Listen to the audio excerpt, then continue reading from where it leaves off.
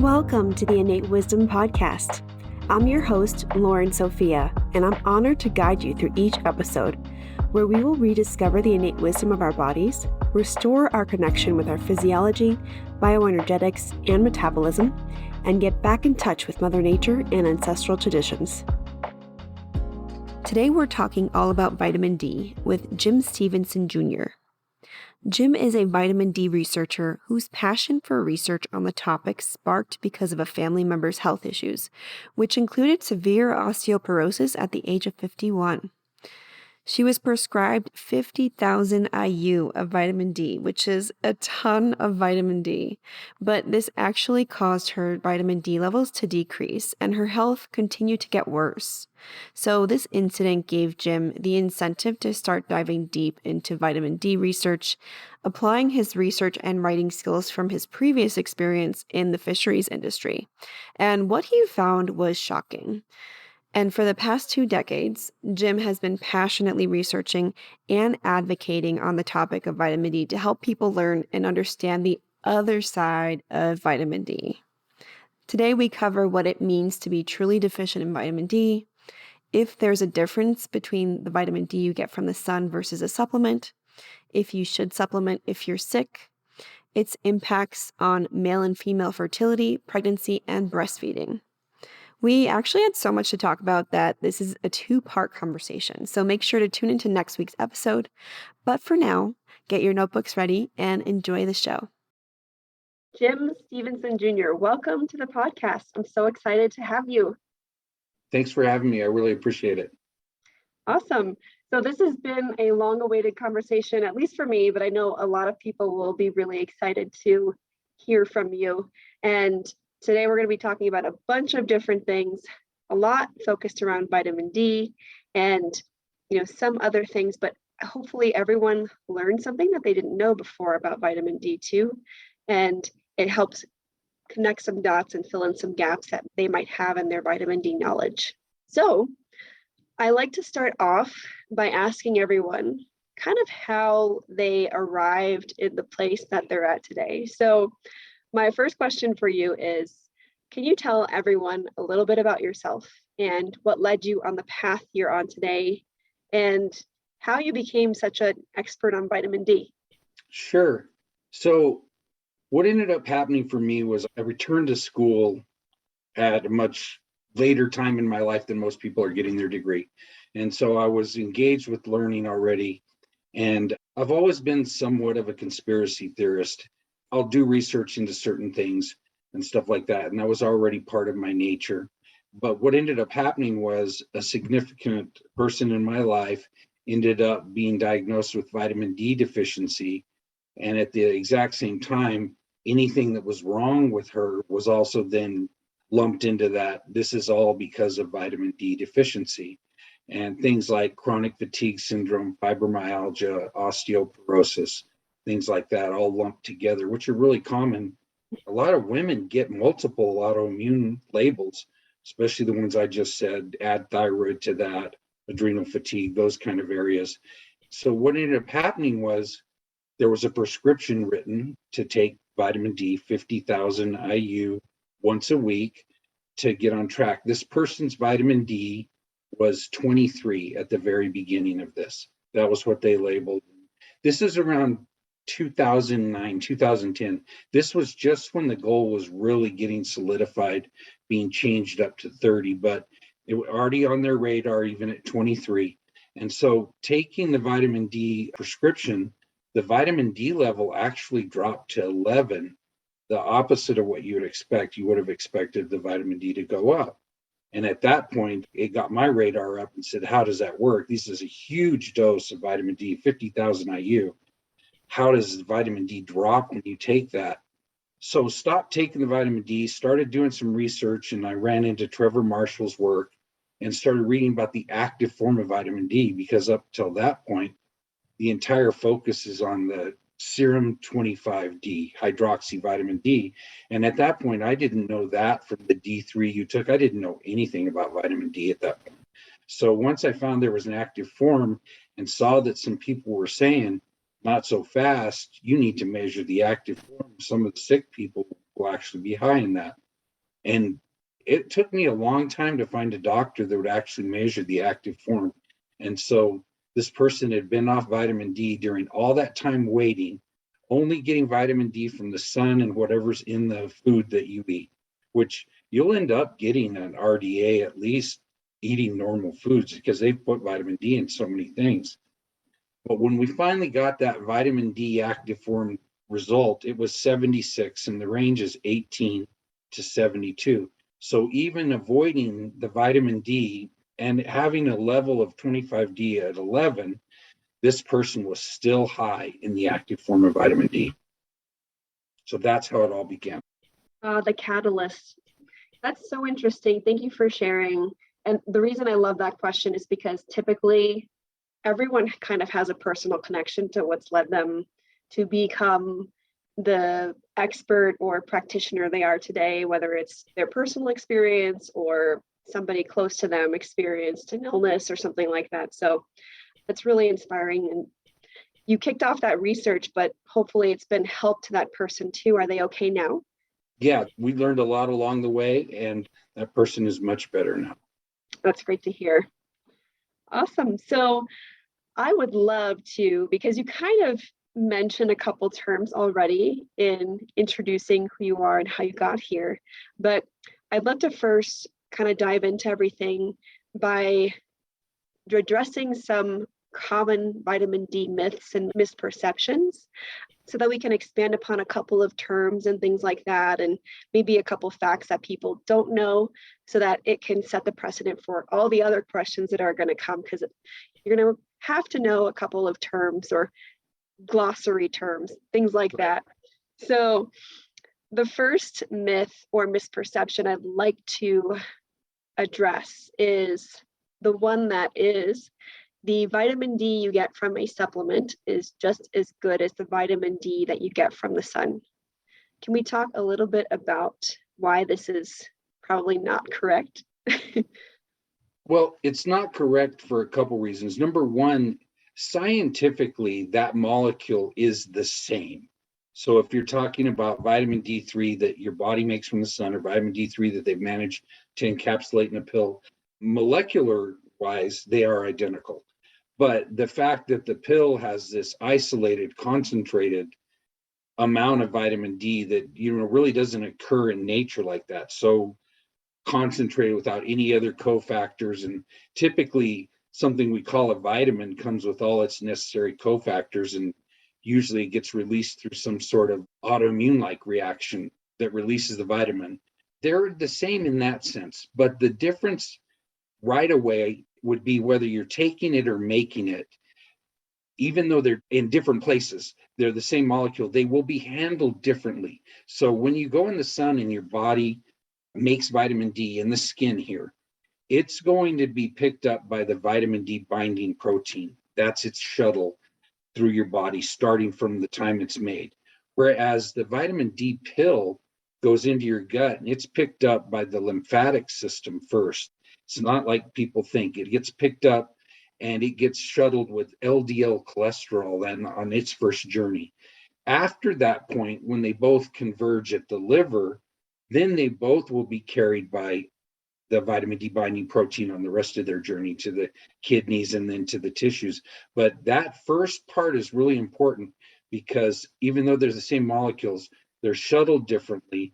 And because they are shuttled differently, they impact your lipid panel too, because you have to have LDL cholesterol to shuttle the oral vitamin D your body picked up. And that's made with the same substrate that the vitamin D in the sun, D3, is made with. So if you're taking vitamin D, you're using molecule substrate called 7-dehydrocholesterol to make that vitamin D in the sun. But if you're not making your vitamin D, you're not using that LDL cholesterol, but you are then needing it to shuttle things around. It's just the inferior way to get vitamin D. That's why you only get a small amount, at most 10% of your vitamin D from orals, whether it be pills, whether it be food, salmon, eggs, things like that. It's an inferior way of acquiring vitamin D3, to be honest with Mm-hmm. Thanks for that explanation. And one thing also I'd love to touch on too is you mentioned the difference between taking it and making it. isn't the kind that you make water soluble too, and that's important? Yes, you make both kinds. In the sun, you would make a fat soluble vitamin D3, and I think it's typically called a conjugate. So you're going to make a sulfated form of vitamin D3 as well. Different enzyme does it, and that's pretty important, but there's not a whole lot written about that, unfortunately. Hmm. I hope we have some more research done on that too someday. And one other thing too that I wanted to touch upon this myth is that when you make it versus take it, there's so many different metabolites of vitamin D, correct? And the sun, it will allow the body to create those different metabolites, I guess, in a more supported and natural way versus if you were just taking a D3 supplement.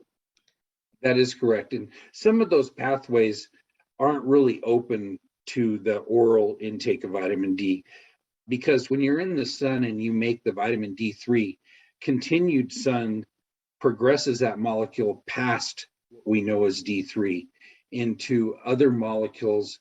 And there's a bunch of them. And once it makes those, some of them can revert back. So they're like a pressure valve. Some people refer to it as a pressure valve. So you don't end up with too much D3. But in reality, we don't study how much you need of those other molecules that it makes. We don't even ever really talk about them. So since they're made in the sun, you can rest assured your body uses them. They're not all just waste. Mm-hmm. Yeah, thanks for that explanation. I like that analogy, the pressure valve. And even though there's not much research on those other metabolites, I'm sure that because they exist, they're probably pretty important. I think I've seen some of your shared research on, I want to say 24-OHD3. Does that Yes, sound familiar? 24 is a molecule. In fact, I was just writing about a D2 24D molecule a couple weeks ago. So you have your D3 that becomes 25 OHD, D2 or D3, either one. Depends on what the source it's made from, whether it's made from D2 or D3. Once you have that molecule, there's just one set of numbers. That means it's been hydroxylated, hydroxy vitamin D. It's been hydroxylated one time. And so then when you move to the active form and there's a 1, 25 OH2D3, it's been altered again. It has to do with the positions. Those numbers relate to a position on their carbon chain. And that's not really that important. So when you see a host of numbers like that, there's tri levels. So there's ones that have 3 sets of numbers. That's just how many times the body's modified them to make all those different molecules. And every time it did that, it had to find the substrate, be it 25D or 125D. It had to find that. So it had to make it in the first place to then alter it and had to present the correct enzyme. So there's all these decisions going on behind the scenes that you don't even know about. You can't just say, oh, I'm going to take D3 and I'm going to get everything I need from it. That can't happen. That's just not even possible. Mm-hmm. Thanks for elaborating on that. That's very helpful. Or maybe it's making more people confused, but we'll see. Hopefully you guys are following along. Okay, so the next myth or misperception I'd love to address is you're low in vitamin D if your levels are lower than 25 nanograms per milliliter. You kind of addressed this a little bit already, but there's also a borderline range now, which is 25 to 35 nanograms per milliliter. So I'd love for you to touch upon that, especially because you have personal experience with somebody in your life taking tons of vitamin D and actually lowering their vitamin D status. Right. So what ended up happening was there used to be a much lower goal. 12 and a half was the goal before. And they asked the Institutes of Medicine, the New York Academy of Sciences, they being Canada and the United States, asked the IOM to please evaluate all the existing literature on vitamin D and look at adjusting the recommended daily allowance and the goal. And they were really most concerned with the recommended daily allowance. Okay. And then they would look at what that would get from the studies. And so they looked at all the studies and they decided that a level of 20 would be fine to cover almost the entire population. but they immediately were scrutinized over that because there were a lot of other people thought we should have much higher levels of vitamin D, and some of them had a lot of influence, like Michael Hollick. And through the influence with the Endocrine Society and the way they cite one another's papers, they were able to get most people to move to a 30 plus goal for the 2,5-D. And so in around 2010, overnight, millions and millions of people were declared deficient the very next day because the goal had been raised. So that in and of itself can be an issue, because when somebody has a vitamin D deficiency, it needs to be in the active form, first of all, because that's what the body's going to use. But you have to have some clinical signs of a deficiency. And instead, what we have is we have them taking everyone's 2,5-D from everyone that's willing to have a lab, regardless of their condition. And they've worked it now where they're actually blaming almost all human disease on the 25-D level in the people without ever looking at the active form. So most of the things that we see on a symptom list can't even be attributed to the active form of vitamin D. One that I see all the time is sweating from the forehead is supposed to be a symptom of vitamin D deficiency. Then that's only because so many people have vitamin D deficiency, and most of them also sweat from the head. So they become correlation equals causation. And that's what has happened, all built around the 25-D molecule. And most of that is possible because they raised the goal. If they hadn't raised the goal and people weren't getting labeled deficient in it, you wouldn't be able to then make the segue to blame some condition they have on it. First, you had to make sure that everybody was deficient, and that's what the new goal accomplished. Mm-hmm. Okay, so we have a couple things going on here.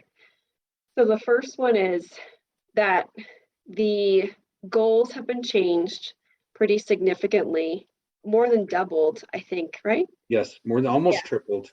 Almost tripled, when there may not have been any sort of rationale, or I would say supported rationale for it. And actually, I would like to point out, if you want to read more on this, there's a really interesting, actually coming from the New York Times, there's an article about Dr. Michael Hollick that is sponsored by certain labs. I will put that link to the article in the show notes. You might want to read it, and that can kind of elaborate on, I guess, a timeline of when these changes occurred and maybe the impetus for that. So we have the ranges changing, maybe without substantiation. And then we also have the fact that we might be looking in the wrong place to assess vitamin D status. So you mentioned we have storage D, so 25-OHD3. That is the inactive form, and we have 125-OHD3, which is the active form. And you're saying that the active form is what we should really be looking at, but what doctors measure, and especially regarding your personal experience with it, the storage form was being measured, and that's what had the doctor prescribe 50,000 IU of vitamin D for your special someone. So, yeah, okay. Just wanted to get that straight. And I think there's also another aspect to this too, where blood may not be the best form or method of assessing status of D anyway, because it is a highway for hormones. Can you talk a little bit about that? Yeah, the problem with trying to use it as the marker is that a lot of people assume that if that's low, like let's say it's at 15, that means that there's not enough vitamin D, 2,5-D substrate to make ample amounts of the active form that you need. But what we find out is that the sick people, they actually already have high levels of the active form. The active form is the molecule of immune response. So if you have Lyme disease or any kind of viral thing going on at the time, that's the molecule the body makes, because that molecule is able to, through your DNA, make things that fight for you. It makes what I call chemical and biological warriors. And that's the form that does it. 2,5-D doesn't make anything except turn into the 125-D, and then it, using some vitamin A and the vitamin A receptor, they together make things like macrophages, T cells, antimicrobial peptides. The entire reason a person wants vitamin D for their immune system is through that molecule. So it doesn't work out that you don't really run out of 25D in your blood like people seem to think. In the winter, for example, you can look at healthy liberation of vitamin D in people. They can liberate between 3,000 and 5,000 IU of D3 every day from storage. They're D regardless. I don't remember which metabolite they were looking at. But every day, these people, that's a lot of vitamin D to be releasing in the winter, and it'll definitely help you through the winter. And that's why it's an absolute farce, a lie, I would say, that we have a vitamin D deficiency come winter just because we're not making D3. We're not making 2,5-D out of that D3 directly like we are in the summer. So 2,5-D, depending upon what lab, what time of year, and what else you're doing, it will drop a little bit. But that's natural because that's where the D3 is coming through to. That's when you're going to liberate that in the winter. There isn't a seasonal variation in the active form. There is a seasonal variation in the storage form, but they aren't connected like people think.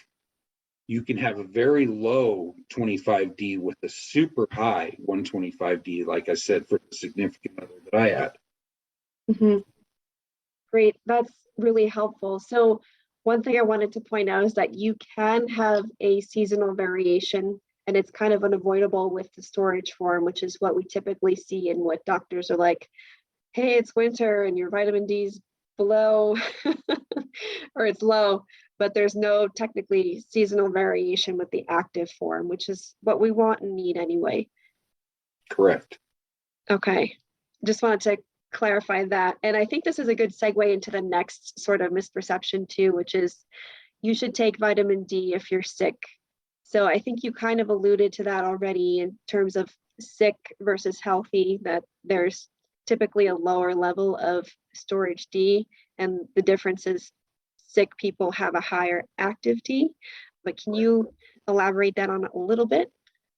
Sure. So certain things I talked about a little while ago, certain viruses, let's take Epstein-Barr virus as a really good example. A lot of people have Epstein-Barr virus flare. They don't just have it and back in high school and have mono or the kissing disease for a little while and get over it. Some people have problems with Epstein-Barr throughout their life. And when it's replicating, its presence in your body will be causing 2,5-D to be activated into 125-D. Okay. So its presence in your body causes the immune response molecule to be made so that it can make things to fight Epstein-Barr, like macrophages and T cells and antimicrobial peptides. But the reason Epstein-Barr is still around and flourishing is because it's evolved to block the action of vitamin D. So when you have an antigen test for Epstein-Barr, some of the antigens that they may be looking for are EBNA 1, 2, 3. These three antigens have the ability to park in the vitamin D receptor. So they're in your body, they're causing your body to make the active form of vitamin D to respond and fight them.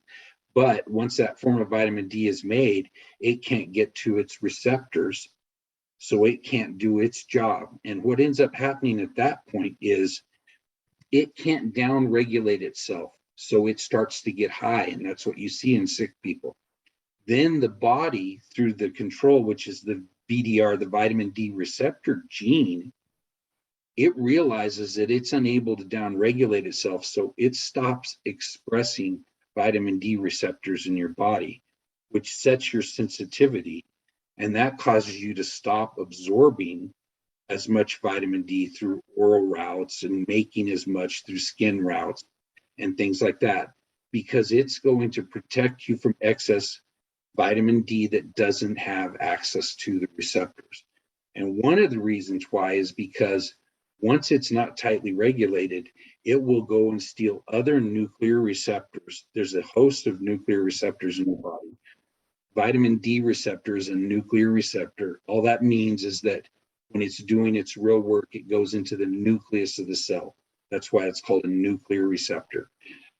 But other nuclear receptor systems like the thyroid and adrenal and glucocorticoid can be stolen by 125D that doesn't have access to its own receptors anymore.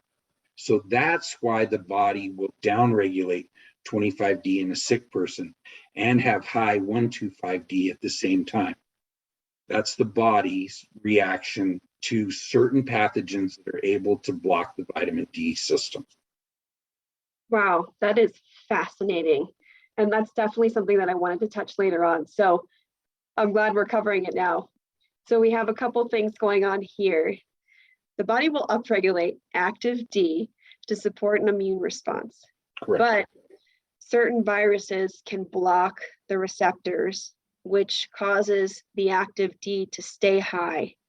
So when the body senses that, it will downregulate the production of D3 to protect the body from hypervitaminosis D, so Right. overcalcification, so that the conversion from storage D to active D is slowed down, because for the active D, there's no receptors, or at least less receptors.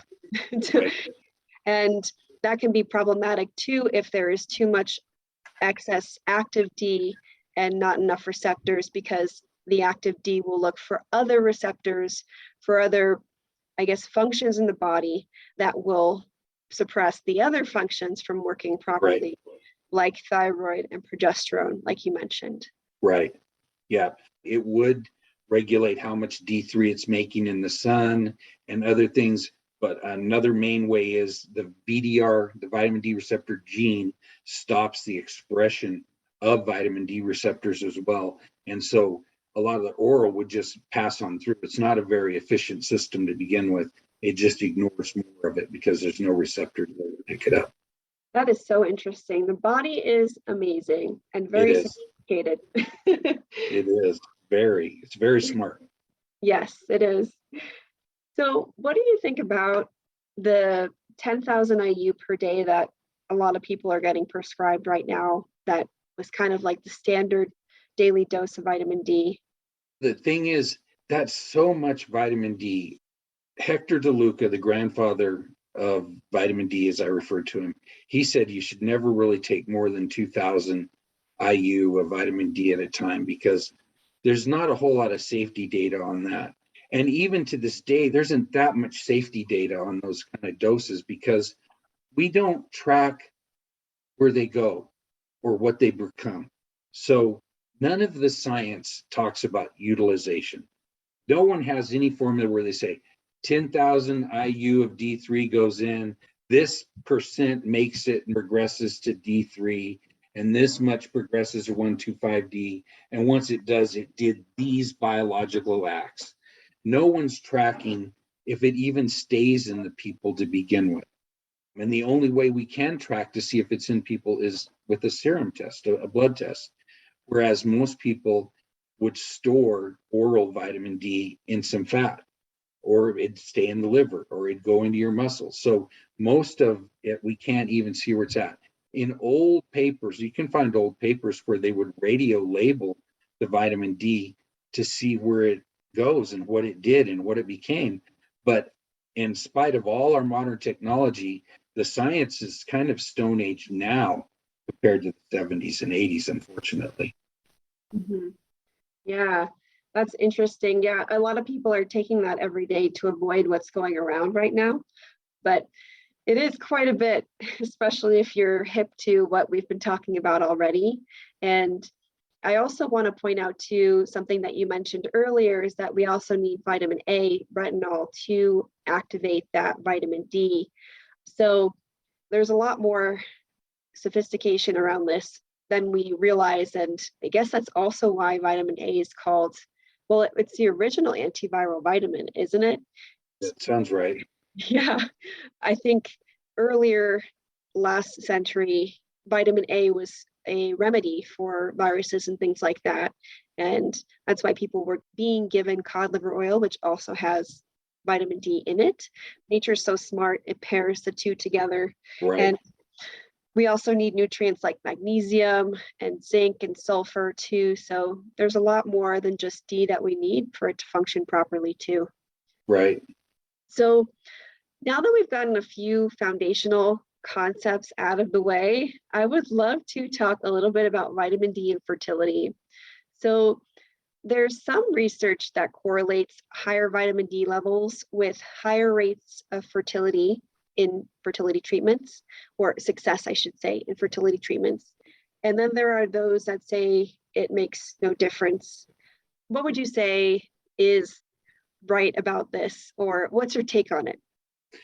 So the problem with the bad part of vitamin D, where they're talking about a deficiency, as well as the good part where they're saying vitamin D seemed to help or make a difference over here in this group, is all built around the fact that they started with 2,5-D.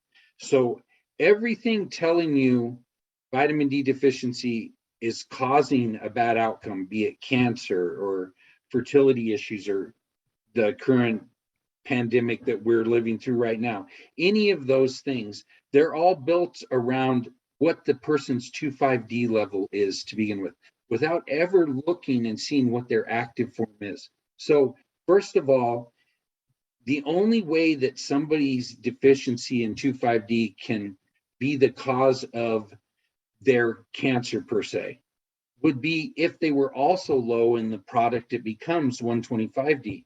Any associations that are drawn on 25-D with disease go away if they weren't also deficient in the active form. So it's a house of cards.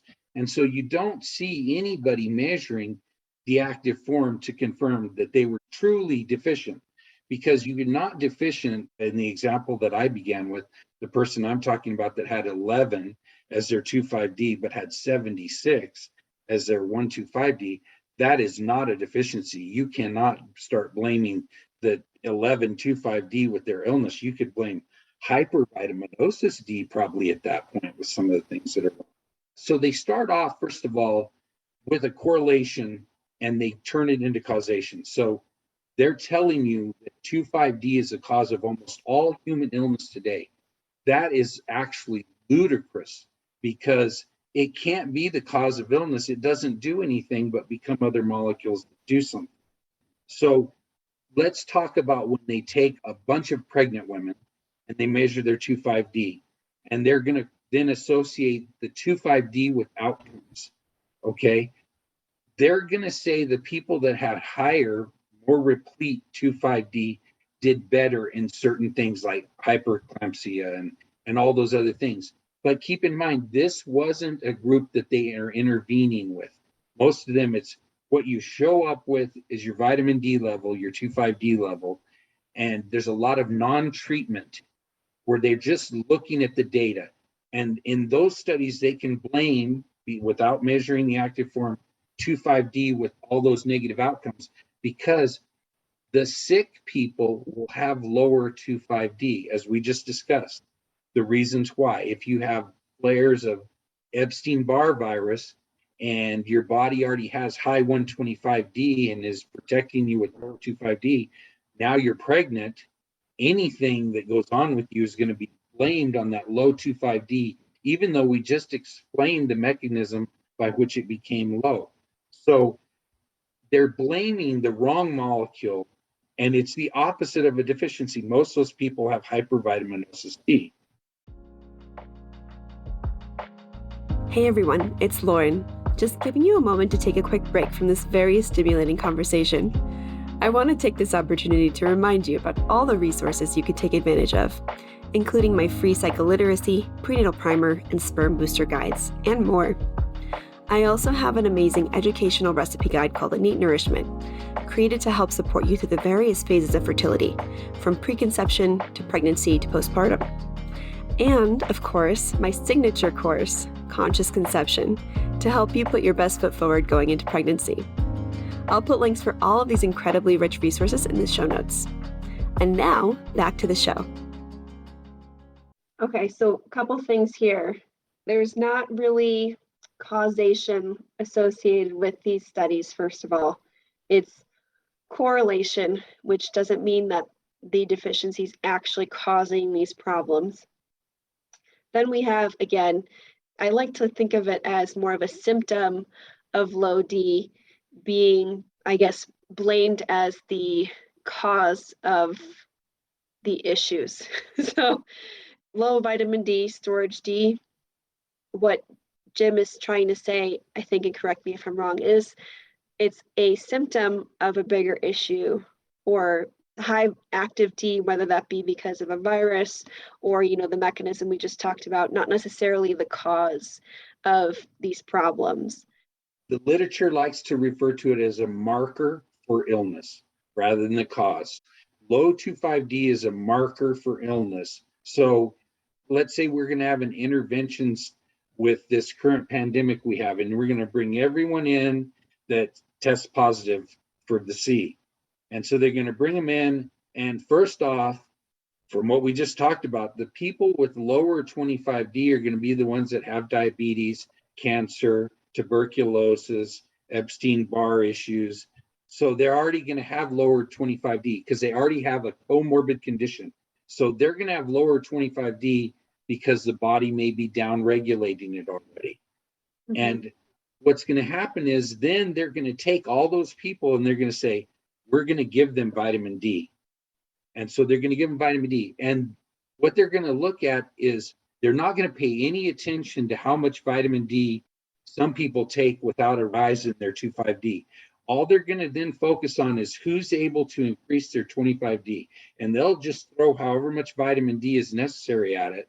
And so then after you've intervened, you're going to have the people who were unable to raise their 2,5-D, and it was low to begin with.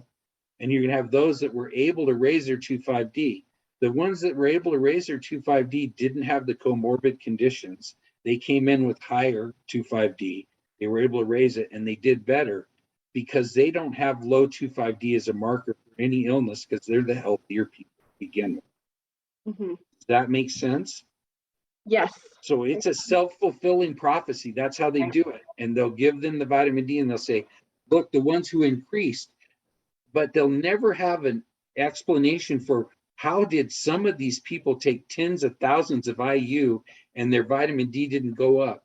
Where is it going? You don't use it up getting and staying sick. That doesn't make any sense, but that's what it looks like. Yeah.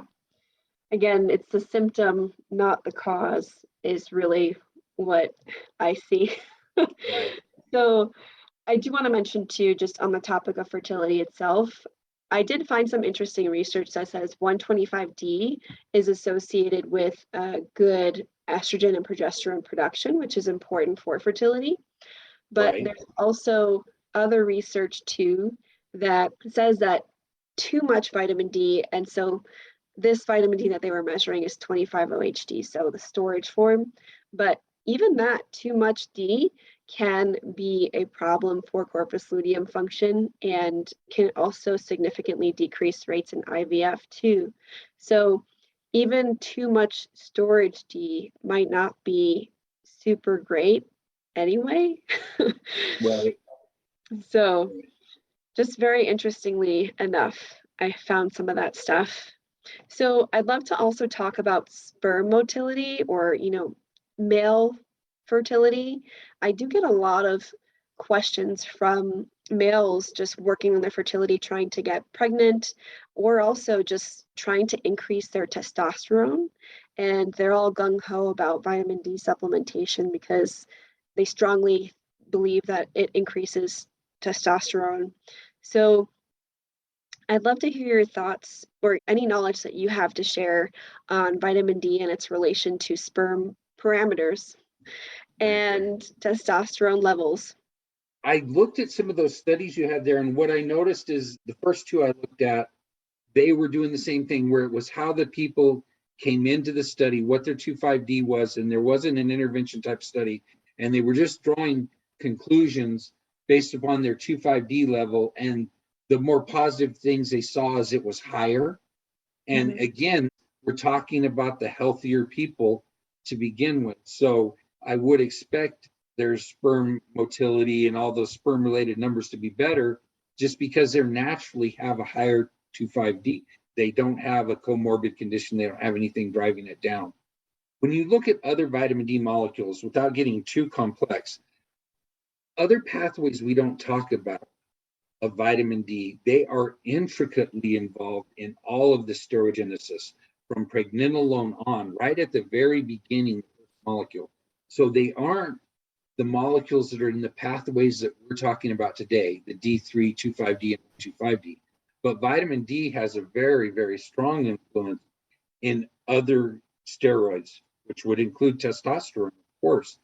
But nobody is tracking the molecules in those more steroid-like pathways to really tell us what benefit, what molecule is the beneficial to helping the fertility in the sperm. See, that's what gets lost along the way when you just want to focus on this one thing, 25D, without seeing what it becomes. How are you ever going to bring those other people up to speed that didn't do better in the trial, didn't raise their 25D, if you're not looking at the mechanisms by which you think they can get better? You just take more vitamin D3 as the answer supposedly to everything. You see that in the deficiency groups. You have one person doesn't have to take any vitamin D to have a healthy 2,5-D, and you have other people that were taking 20 and 50,000 and their numbers are either staying the same or dropping. Why don't we look and see what's happening? If you were trying to feed a starving person with protein, there'd be some other lab workups. They'd want to see where it's going, what it's doing, what it's becoming. Is it staying in the body? But we don't get any of that for vitamin D. That's a great point.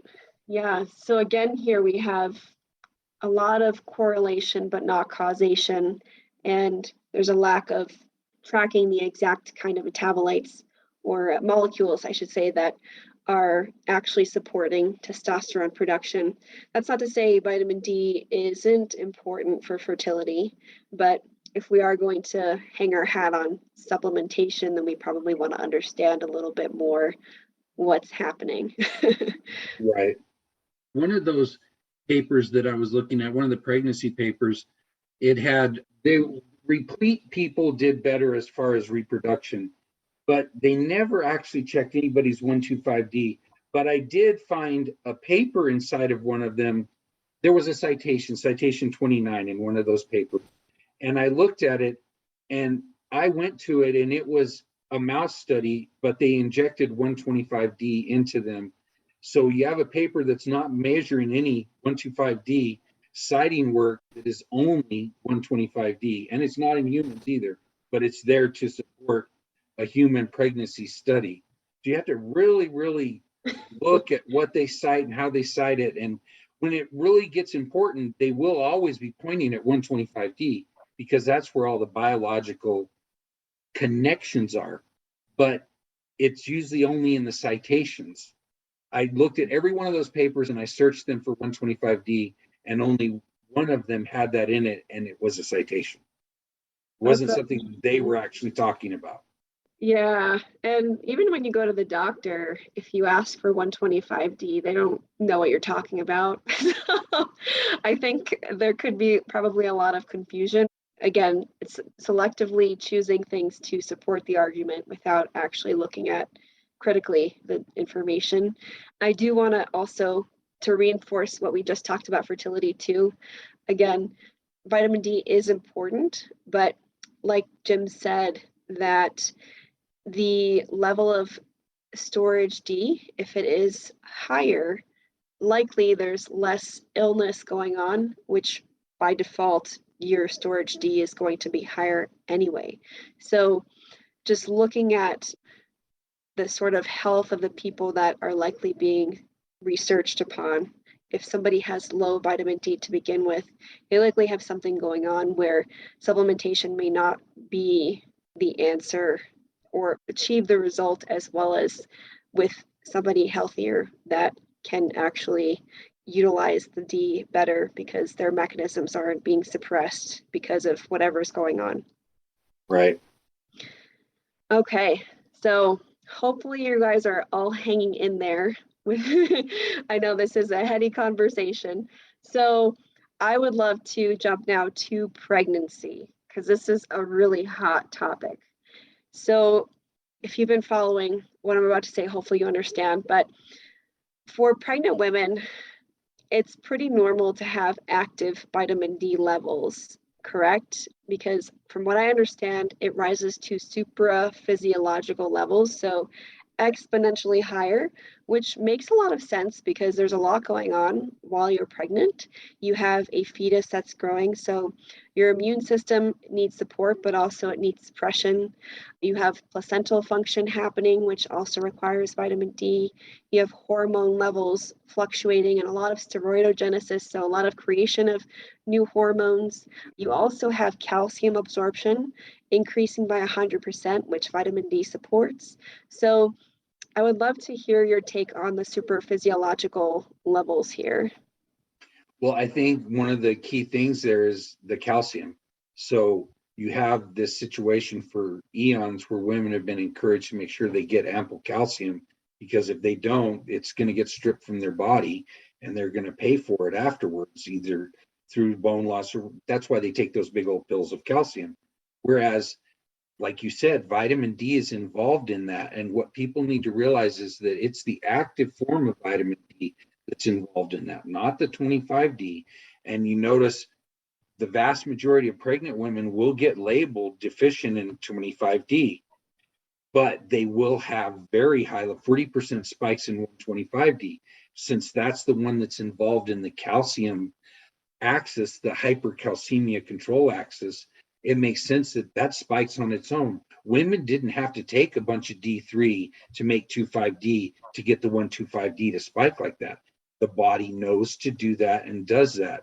And it's not at the expense of losing vitamin D like it is with calcium, because your body has a lot of stored vitamin D and it doesn't need that much of it, really, to be honest with you. So that's really important to pay attention to, is that they already have a really high level of 125D. So they are not deficient in any way, shape, or form. But to further complicate things is that there are other molecules. And this goes to what we were talking about a minute ago. Just because sick people have lower 25D, and some of them were giving vitamin D3 to, like if we were in a C epidemic trial group right here and we're giving them, they might not be raising their 25D because those inputs are becoming other molecules. And that's huge when it comes to pregnancy, because babies and fetuses use other forms of vitamin D. Just because we don't talk about those other forms of vitamin D doesn't mean that their body doesn't need it. Children make a ton of vitamin D in the epimerization pathway, whereas the pathway we're talking about right now is the hydroxy pathway, hydroxylation. So just because your 25D isn't all that they think it should be, you need to look at the active form and you need to consider other molecules. Adults don't have very many epimerization form of molecules, but they do if they have illness, if they have diabetes and other things going on, they will have a lot of those other molecules. So you just have to keep in mind that there's a lot of molecules and you can't force the body in which one to make. You see that in pregnant women. Their bodies are choosing to make a lot of 125D. Guarantee it's tied to the calcium needs for the fetus. Yeah, wow. There's a lot going on there. That's so interesting, though. I would love to follow up that question with another one related. So, a lot of experts say that it's important to take vitamin D supplements during pregnancy, specifically around 4,000 IU to support supraphysiologic levels. So they're saying by taking a lot of D3, you're going to support the storage form, which will then support the supraphysiologic form. So they're really hanging their hat on that. And then there's also other rationale because that specific dosage also is associated with no poor outcomes or ill effects. Low levels of storage D are associated with gestational diabetes, preeclampsia, preterm labor. I mean, I could guess what you're going to say there. And that supplementation may help reduce these issues, although it's never necessarily been proven. And then we have a level of 40 nanograms per milliliter, so higher than that 30 current standard of replete sufficient D status to 40 nanograms per milliliter being maximal for reduction of preterm birth rates. So I know that was a really long question. So let me know if I can repeat any piece of it. But the first part, what do you think about experts recommending D3 supplements to support that super physiologic level that our body's getting to for active D during pregnancy? Well, I can see why they believe that number being beneficial, and it's back to the associations and the correlations equals causation. So when they're only measuring the 25D, they found that those women that had 40 or higher in their blood did better, but they never looked at their active form, which I know you knew I was going to bring up. And so the real science that's to be had in this study would be to take those people and measure both forms, because if somebody that has higher 25D also has lower 125D than the people with poorer outcomes, that tells you that more vitamin D isn't the solution, because the sickest people have the highest active form of vitamin D. It's wrong to think that sick people have low vitamin D. It's the marker we're looking at. I can assure you that they actually don't have low vitamin D. Most of them have normal 125D, and a lot of them have high 125D. Like the example we started with, 11 and 76. That's quite common. I recently took the numbers from 25 members of my vitamin D page, and they gave me 25D and 125D. Although 88% of them were low in 25D, zero of them were low in 125D. In fact, 4 of them were high in it. So it's the marker they're looking at. That's why it's a self-fulfilling prophecy, is because you're stopping and looking at the substrate rather than looking at what it's going to become. So if we wanted to find out what is the healthy level of 125D for the women, we're never going to get there because they won't even measure it. Yeah. So we have incomplete truth here, and it could make sense that the higher the storage D during pregnancy could be associated with better pregnancy outcomes, because again, the comorbidity piece that we discussed earlier, Right. likely by default, they're unhealthier. Something was going on, maybe preconception or during pregnancy, that is causing that active D to, again, maybe increase so much that the body is sort of suppressing or regulating that production there and down regulating the production of storage D. So I have seen, I couldn't find the study to send it to you, but I think it's one that you might be familiar with. There is one interesting study that has storage, active parathyroid hormone, and one other marker, and it measures vitamin D intake at different levels, I believe. Maybe this is breastfeeding though. Yeah, I think I know which study you're talking about. It's the study that they gave 6,400 IU to the one set. If it's the one I'm thinking about, everyone's vitamin D went up at the different dosage. I think there were 2 dosages in the one I'm thinking of. Maybe it was 2 and 0, like nothing, as one of the variables, or maybe that was a control, and then they had 2 different variables for the dosages, or it could be 3 different dosages and the control was nothing. I can't remember, but I have it pictured in my mind. I just can't recall exactly which one it was. I think I know which one you're talking about. I think it's one that I've talked about in other ones. There's 4 graphs. There's one of PTH, there's one of D3, there's one of 25D, and one of 125D. And all the women were at one of 3 doses, I believe. I believe that's that study. And we didn't talk about this earlier, but I'll throw this out there real quick. By raising the goal to 30 plus, it's caused people to take enough vitamin D that they now store D3 in their body, which isn't normal. Normally, you wouldn't get so much D3 that you would store it. But the magic number at which that switch happens is around 80 nanomole. I don't know what that is in the NG right off the top of my head. I know 60 is 24, for example. So it's normal. It's a normal level. It's probably around 40, I'm guessing. But once you get that much 2,5-D in your body, 80 nanomole, that's when you start to increase the amount of D3 in your blood. And that's shown pretty well on that graph that you're talking about. And I'll send those graphs to you, and then you can put them at the bottom of this. And it is a pregnancy study, absolutely.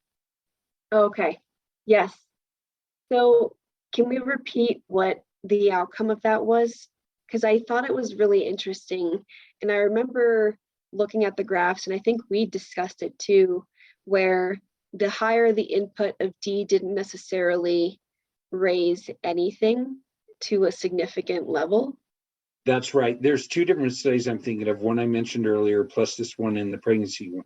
This pregnancy one that I just described with the 4 graphs, that's the one where everyone lost bone. Even 400 IU people lost 1.2%, I think, bone. And so that was a study about unexpected outcome from vitamin D supplements, bone loss. The other is a breastfeeding study, and they wanted to increase the breast milk content of vitamin D. And they used 400 IU and 6,400 IU. And when they were done, the levels at those two different doses, keep in mind, one of those doses is a factor of 16 higher than the other. The end result of the children, I'm going off my memory, the end result of the children, they had moved their vitamin D from the teens, both groups, 400 IU and 6,400 IU, into the 40s. The difference was that the ones getting 400 IU were at 43, and the ones getting 6,400 were only at 48, only 5 points higher for 16 times the dosage.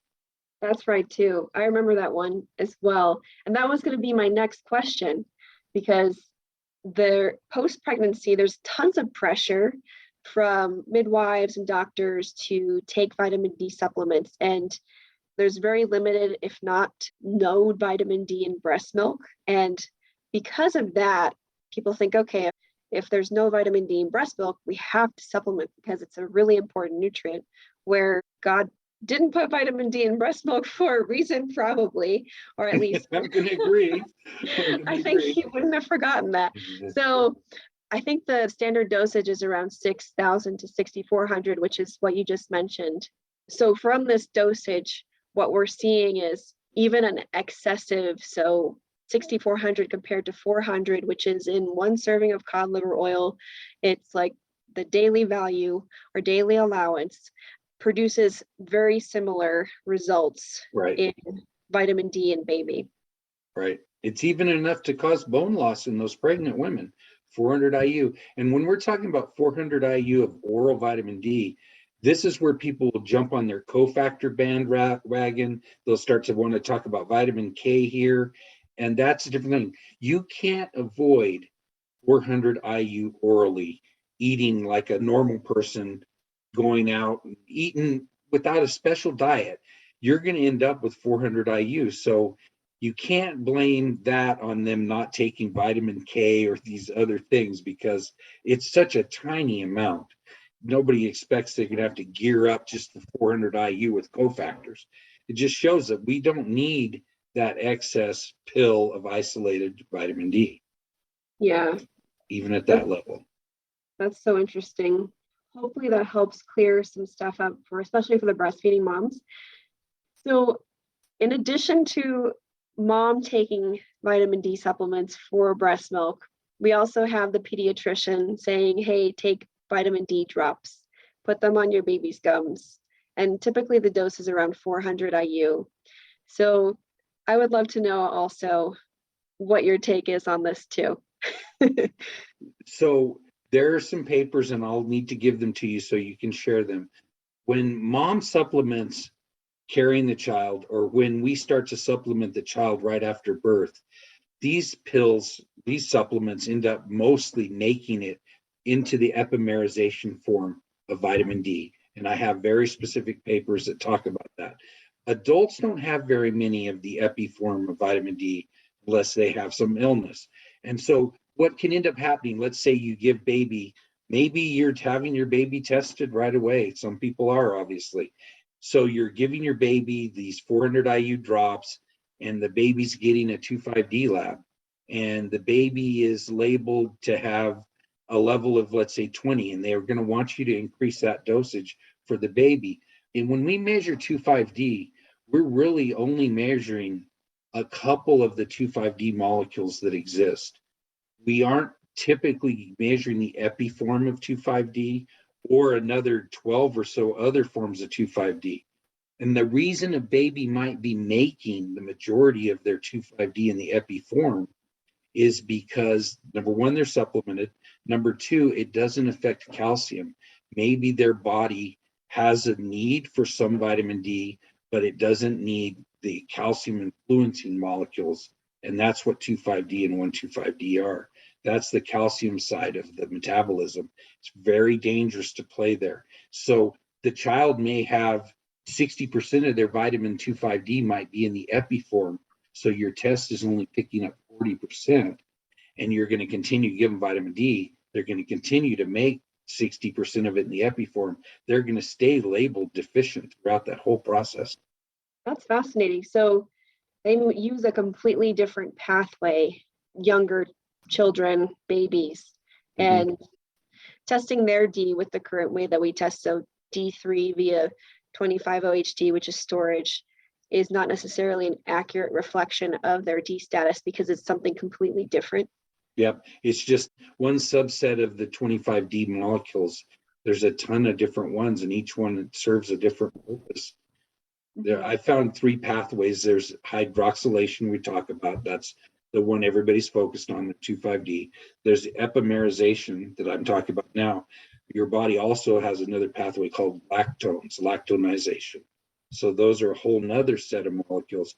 And so you start to realize that we're really only talking about this little tiny, tiny bit of the whole vitamin D world.